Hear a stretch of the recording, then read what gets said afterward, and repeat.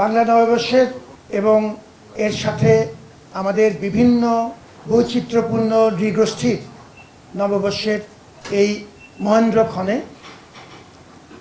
আমরা ঢাকা বিশ্ববিদ্যালয় পরিবারের তরফ থেকে বাংলাদেশের আপামর সকল নাগরিককে, দেশবাসীকে কৃতজ্ঞতা জানাচ্ছি, সম্মান জানাচ্ছি, শুভেচ্ছা জানাচ্ছি সবসময় ঢাকা বিশ্ববিদ্যালয়ের পাশে থাকবার জন্য।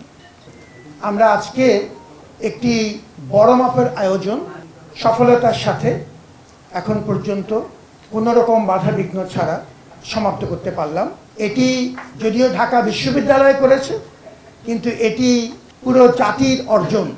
এবারের যে প্রতিপাদ্য তাতে দুটো বিষয় ছিল, একটি নিবর্তনমূলক স্বৈরাচারী প্রশাসনিক এবং সামাজিক রাজনৈতিক ব্যবস্থার অবসানে জাতির উল্লাস এবং আনন্দ সেটি তুলে ধরা, এবং আরেকটি ছিল ঐক্য এবং সম্প্রীতির ডাক, এবং সেটি শুধু বাংলাদেশের জন্য নয়, সেটি সারা পৃথিবীর বিভিন্ন প্রান্তে নিপীড়িত অত্যাচারিত মানুষের সাথেও তাদের প্রতি সহমর্মিতার প্রকাশ এবং বিভিন্ন ন্যায্য আন্দোলনে আমাদের যে আন্তরিক সমর্থন সেটিরও প্রকাশ করা।